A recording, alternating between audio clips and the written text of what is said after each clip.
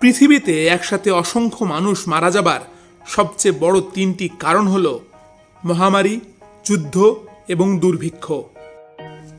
বারবার পৃথিবীতে এই দুর্ভিক্ষ এসে প্রাণ কেড়ে নিয়েছে লক্ষ কোটি মানুষের। কখনো এই দুর্ভিক্ষ এসেছে যুদ্ধের পরে, আবার কখনো এসেছে মহামারীর পরে। আমাদের এই বাংলা অঞ্চলে বিভিন্ন সময় দেখা দিয়েছে ভয়ঙ্কর কিছু দুর্ভিক্ষ। বাংলার সবচেয়ে প্রাচীন দুর্ভিক্ষের খবর পাওয়া যায় খ্রিস্টপূর্ব ৩ শতকের দিকে। মহাস্থানগড়ের শিলালিপিতে এর প্রমাণ এখনো পাওয়া যায়। এর পরের ১৫০০ বছর এ অঞ্চলে বড় কোনো ধরনের দুর্ভিক্ষের খবর পাওয়াই যায় না। ২ শতাব্দী আগে ইংরেজদের হাতে ক্ষমতা যাবার পর আবারও দেখা দেয় দুর্ভিক্ষ, ভয়ঙ্কর দুর্ভিক্ষ।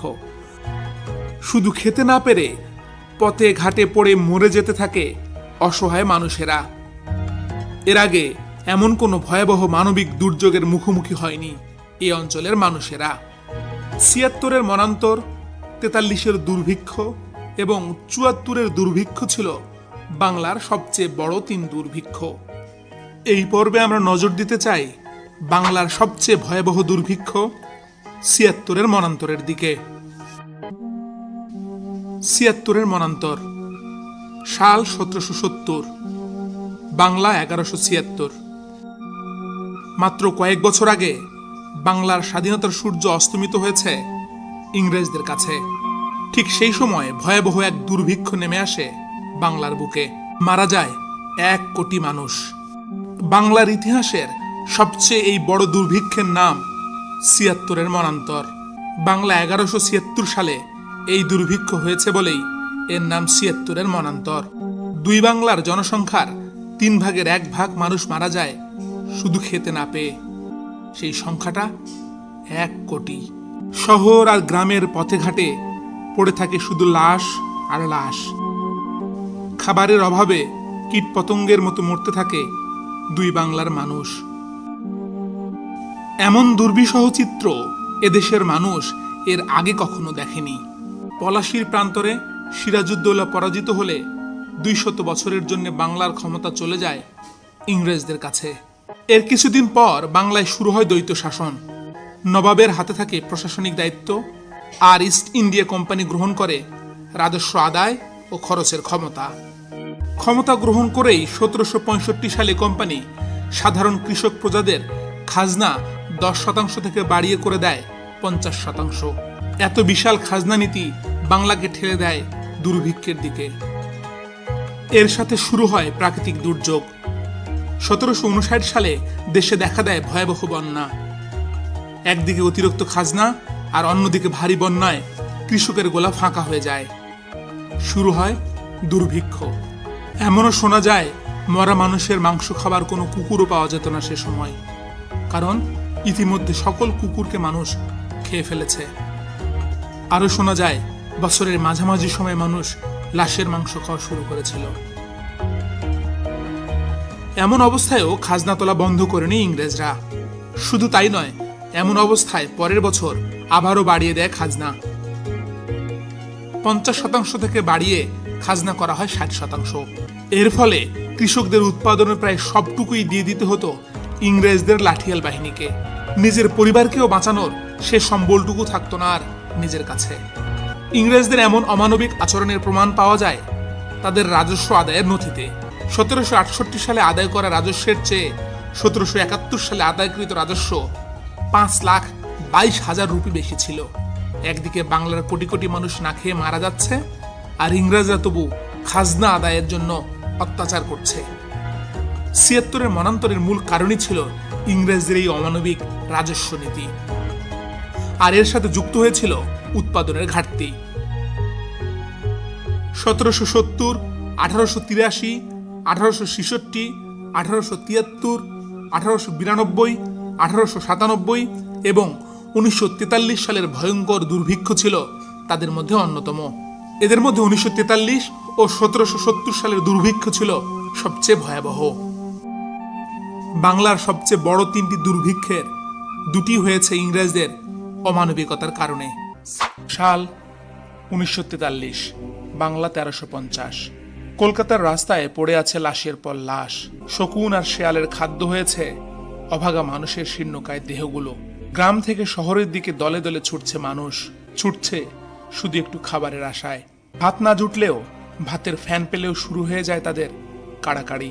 শিশু, নারী, পুরুষ সকলের সারাদিন শুধু একটি কাজ, যদি কোথাও থেকে আজ একটু খাবার জোটানো যায়। শেষ পর্যন্ত খাবারের অভাবে মারা যায় বাংলার 50 লক্ষ মানুষ।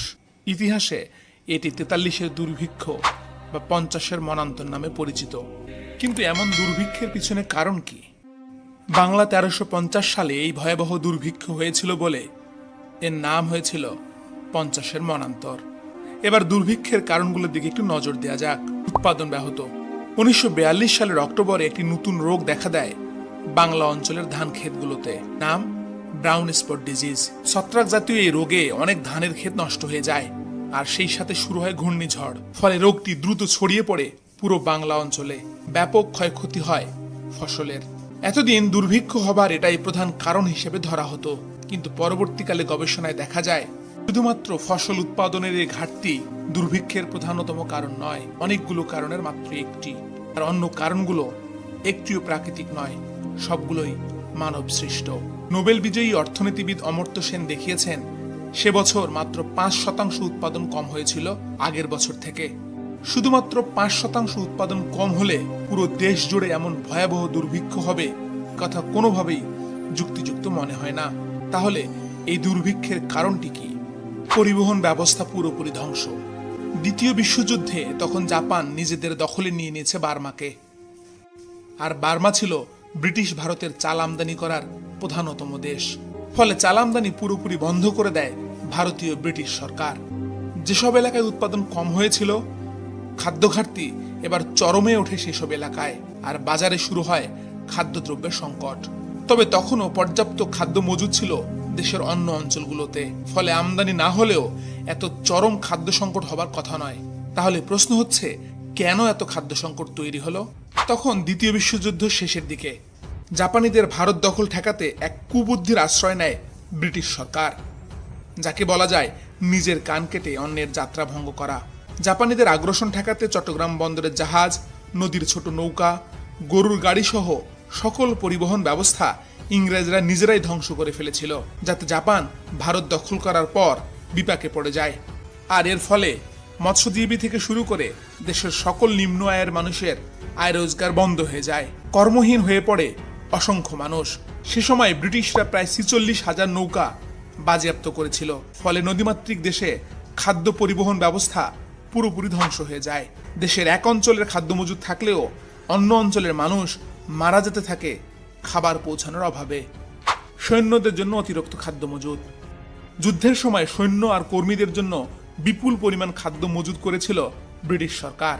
শুধু কলকাতাতেই সৈন্যদের জন্য মজুদকৃত খাদ্যের পরিমাণ ছিল প্রয়োজনের তুলনায় অনেক বেশি, আর এর প্রভাব সরাসরি গিয়ে পড়েছিল বাজারে। বাজারে হু হু করে বাড়তে থাকে চালের দাম। বাজার অনিয়ন্ত্রিত। 1942 সালে জানুয়ারি মাসে প্রতিমণ চালের মূল্য ছিল 6 টাকার কম, আর 43 সালের মে মাসে তা হয়ে যায় 31 টাকা। কোনো কোনো জেলায় তা হয়ে যায় 100 টাকা। এক বছরে 17 গুণ বেড়ে যায় চালের দাম, যা ছিল সাধারণ মানুষের ধরাছোঁয়ার বাইরে। তখন ভাত না পেয়ে শুধু ভাতের ফ্যানের জন্য লাইন পড়ে যেত বড় লোকদের বাড়ির সামনে। একদিকে কালোবাজারির গুদামে মজুদের পর মজুদ হতে থাকে খাবার, আর অন্যদিকে না খেয়ে মরতে থাকে গরিবেরা। দ্বিতীয় বিশ্বযুদ্ধকে সামনে রেখে ব্রিটিশ সরকার আর কালোবাজারিদের হাতে তৈরি হওয়া এই দুর্ভিক্ষে বাংলা ও বাঙালির মেরুদণ্ড পুরোপুরি ভেঙে যায়। কিন্তু এই অরাজকতা কি কোনোভাবেই নিয়ন্ত্রণ করা সম্ভব ছিল না? আর কার হাতে ছিল সে সময় ক্ষমতা? অমানবিক নিষ্ঠুর চার্চিল। সে সময় ব্রিটেনের প্রধানমন্ত্রী ছিলেন উইনস্টন চার্চিল, ইংরেজদের কাছে যিনি ইতিহাসের সবচেয়ে সফল প্রধানমন্ত্রী এবং সাহিত্যে নোবেল পাওয়া একমাত্র রাজনীতিবিদ। বর্তমানে ভারত এবং আমেরিকার গবেষকদের মতে 43-এর দুর্ভিক্ষের জন্য সবচেয়ে বেশি দায়ী চার্চিলের অমানবিক আচরণ। ভারতীয় ইংরেজ কর্মকর্তারা এই সময় দেশের ভয়াবহ পরিস্থিতির কথা জানিয়ে বারবার চিঠি লিখেছিলেন প্রধানমন্ত্রী চার্চিলের কাছে, কিন্তু চার্চিল প্রথমে ছিলেন নিশ্চুপ। দিল্লি সরকার আবারও যখন পরিস্থিতির গুরুত্ব ও দুর্দশার বিস্তারিত চিত্র এবং মৃত্যুর পরিসংখ্যান টেলিগ্রাম করে তার কাছে পাঠান, তা দেখে চার্চিল বিদ্রূপ করে বলেছিলেন, তাহলে গান্ধী এখনো মরেনি কেন? চার্চিলস সিক্রেট ওয়ার নামে একটি বইয়ে মধুশ্রী মুখার্জি দেখিয়েছেন এই দুর্ভিক্ষের জন্য চার্চিলে দায়ী। মার্কিন এবং ভারতীয় আরো অনেক গবেষণায় এই সত্যটিই উঠে এসেছে। নোবেল বিজয়ী অমর্ত্য সেন দেখিয়েছেন খাদ্য উৎপাদন নয়, বিতরণ ব্যবস্থার দুর্বলতার কারণেই হয়েছিল এই দুর্ভিক্ষ। গবেষকরা আরো দেখান সংকটকালীন সময়ে যুক্তরাষ্ট্র ও অস্ট্রেলিয়া খাদ্য সাহায্য করতে চাইলেও তা নাকচ হয়ে যায় শুধুমাত্র চার্চিলের অনুমতি না পাওয়ার কারণে। এরপরও অস্ট্রেলিয়া নিজের জাহাজে করে 1,70,000 টন খাদ্য সাহায্য পাঠিয়েছিল, কিন্তু চার্চিল সেই জাহাজ চট্টগ্রাম বন্দর দিয়ে পাঠিয়ে দেয় ইউরোপে। কতটা অমানবিক হলে লক্ষ লক্ষ মানুষের লাশের পাশ দিয়ে তিনি ত্রাণের জাহাজ পাঠিয়ে দিতে পারেন অন্যত্র? চার্চিলের এমন অমানবিক নীতির কারণেই এদেশের 50 লক্ষ মানুষ না খেয়ে মারা যায়। সংবাদপত্রের ভূমিকা। সে সময় পত্রিকাগুলোকে কঠোরভাবে নিয়ন্ত্রণ করত ব্রিটিশ সরকার। তারা চাইতো যে দুর্ভিক্ষ শব্দটিও যেন লেখা না হয় পত্রিকায়। তবে শেষ পর্যন্ত তারা সবার মুখ বন্ধ রাখতে পারেনি। স্টেটসম্যান পত্রিকার সম্পাদক ইয়ান স্টিফান এক সাহসী সিদ্ধান্ত নেন। 1943 সালের আগস্ট মাসে তিনি দুর্ভিক্ষের একটি ছবি ছাপান তার পত্রিকায়। আর এরপরই শোরগোল পড়ে যায় সারা বিশ্বে। আর এরপরই একে একে গার্ডিয়ান সহ সকল পত্রিকা ছাপতে থাকে 43-এর ভয়াবহ দুর্ভিক্ষের ছবি, আর সাহায্য আসতে থাকে সারা বিশ্ব থেকে। যদিও ততদিনে বাংলার 50 লক্ষ অভাগা মানুষ মরে শেষ। পরবর্তীতে অমর্ত্য সেন তার বিখ্যাত সেই গবেষণাপত্রে জানিয়েছিলেন, যে দেশে গণতন্ত্র আছে এবং সংবাদপত্র স্বাধীন, সে দেশে কখনোই দুর্ভিক্ষ হবে না। 50-এর মনান্তরের সেই ভয়াবহ দুর্ভিক্ষ এখনো বাংলার মানুষকে তাড়া করে ফেলে। প্রাকৃতিক দুর্যোগ, যুদ্ধের ভয়াবহতা, খাদ্যশস্য মজুদ, বিতরণে ব্যর্থতা ও চার্চিলের অমানবিকতাই 50-এর মনান্তরের মূল কারণ হিসেবে ধরা হয়। 74-এর দুর্ভিক্ষ। প্রথমে ইংরেজ এবং পরে পাকিস্তান হানাদার থেকে দেশ মুক্ত হয় 1971 সালে। স্বাধীন হবার 2 বছর 3 মাসের মাথায় দেশে দেখা দেয় ভয়াবহ খাদ্য সংকট। সরকারি হিসাবে খাবারের অভাবে সেই সময় মারা যায় 27,000 মানুষ। We have already declared in the parliament that around 27,000 people have died by starvation and by disease. আর বেসরকারি হিসেব বলছে এই সংখ্যা 3 থেকে 4.5 লাখ। শুধু খাবারের অভাবেই মারা যায় এতগুলো তাজা প্রাণ। আর এই সংখ্যা নিয়েও দ্বিমত আছে গবেষকদের। তারা বলছেন 74 সালের দুর্ভিক্ষের ফলে মারা গেছে মোট 15 লক্ষের মতো মানুষ। কিন্তু কেন এই দুর্ভিক্ষ? যুদ্ধবিধ্বস্ত একটি দেশ, কোনো কিছুই ঠিক নেই। যুদ্ধের আগের বছর ঘূর্ণিঝড়ে ব্যাপক ক্ষয়ক্ষতি হয়েছে ফসলের। এরপর যুদ্ধের সময় পুরো দেশ ধ্বংস করে দিয়ে গেছে পাক আর্মিরা। এর পরের বছর 1973 সালের অতি খরা আর 1974 সালের অতিবৃষ্টি আবারও ব্যাপক ক্ষতি করে ফসলের। উৎপাদন আগের তুলনায় অনেক কমে যায়। ফলে নতুন জন্ম নেওয়া দেশটিতে আশঙ্কা দেখা দেয় খাদ্য সংকটের। আর সেই সংকট পরবর্তীতে রূপ নেয় দুর্ভিক্ষে। যুদ্ধ নয়, এবার বাংলাদেশের মানুষ মরতে থাকে শুধু খাবারের অভাবে। তবে গবেষকেরা বলছে এই দুর্ভিক্ষ হবার কারণ শুধু খাদ্য উৎপাদনের ঘাটতি নয়, এর পিছনে আরো বড় কয়েকটি কারণ রয়েছে। তাদের মতে এই দুর্ভিক্ষের প্রধানতম কারণ ছিল সরকারি কর্মকর্তা কর্মচারীদের দুর্নীতি আর মজুতদার ব্যবসায়ীদের অধিক মুনাফা লাভের মনোভাব। ফড়িয়াদের মজুতের কারণে সেই সময় বাজার সবার নিয়ন্ত্রণে বাইরে চলে গিয়েছিল। এমনিতেই খাদ্য উৎপাদন কম, ফলে গ্রামের মানুষ ছিল খাদ্য সংকটে। এর মাঝে মুনাফা লোভীদের খাদ্য মজুদের ফলে বাজারে এর মূল্য বৃদ্ধি পেতে থাকে হু হু করে। গরিবদের ন্যূনতম খাদ্য কেনারও সামর্থ্য থাকে না। সামান্য লবণের দাম এত বেশি বেড়ে গিয়েছিল যে মানুষ লবণ ছাড়া রান্না করা খাবার খেত। পরে অবশ্য লবণ ছাড়া খাবারও জোটা বন্ধ হয়ে যায় অসহায় দরিদ্র মানুষগুলোর। বিভিন্ন লঙ্গরখানায় তাদের কাছে খাবার পাবার একমাত্র জায়গা ছিল। সাধারণ শ্রমজীবী মানুষদের কাজ কমে গিয়েছিল, আর শ্রমের মূল্য কমে গিয়েছিল ব্যাপক হারে। একদিকে শ্রমের মূল্য কম, অন্যদিকে খাদ্যদ্রব্যের প্রচণ্ড দাম। সাধারণ গরিব মানুষেরা দিশেহারা হয়ে পড়েছিল। আর এ সময় সরকারি কর্মকর্তা কর্মচারীরা অসৎ উপায়ে সাহায্য করতে থাকে অসাধু ব্যবসায়ীদের। মজুতদারদের বিরুদ্ধে তারা কোনো শাস্তিমূলক ব্যবস্থা গ্রহণ করেন না। আর শাস্তি না হওয়ায় মজুতদাররা দ্বিগুণ উৎসাহে দাম বাড়িয়ে দেন খাদ্যপণ্যের। আর এই সময় ত্রাণ বিতরণ করে সরকার তাদের দায়িত্ব পালনের চেষ্টা করেন, কিন্তু সেখানেও বাদ সাধে দলীয় নেতাকর্মীরা। সরকারি ত্রাণ হতে থাকে লুটতরাজ। সরকারি সাহায্যে গরিবদের হাতে পৌঁছানোর আগেই সব খেয়ে ফেলে দলীয় লোকজন। দেশ আবারও এক ভয়াবহ সংকটে পড়ে।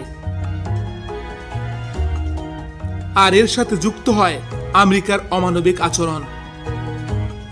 পাট রপ্তানির জন্য কিউবার সাথে একটি বাণিজ্য চুক্তি করেছিল সদ্য স্বাধীন হওয়া দেশ বাংলাদেশ। আর এই চুক্তি করার অপরাধে দুর্ভিক্ষের সময় খাদ্য সহায়তার জন্য পাঠানো জাহাজ ফেরত নিয়ে যায় আমেরিকা। বিশাল এই ত্রাণের জাহাজ আমেরিকা ফিরিয়ে না নিলে হয়তো কিছু মানুষের প্রাণ বেঁচে যেত সেই সময়। কিন্তু আমেরিকা ততটা মানবিক ছিল না কখনোই।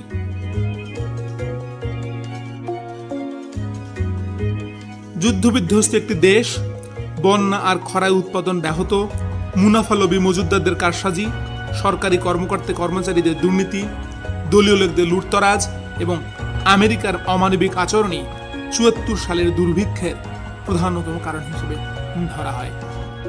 আর মুক্তিযুদ্ধের মতোই এই দুর্ভিক্ষ চলে ৯ মাস। ১৯৭৪ সালের মার্চে শুরু হওয়া দুর্ভিক্ষ শেষ হয় ডিসেম্বরে। উত্তরের জেলা কুড়িগ্রামে মারা যায় সবচেয়ে বেশি মানুষ। স্বাধীন বাংলাদেশের ইতিহাসে এটিই সবচেয়ে বড় এবং একমাত্র দুর্ভিক্ষের ঘটনা। আজ এ পর্যন্তই। সবাই ভালো থাকবেন এবং আমাদের চ্যানেলটি সাবস্ক্রাইব করবেন।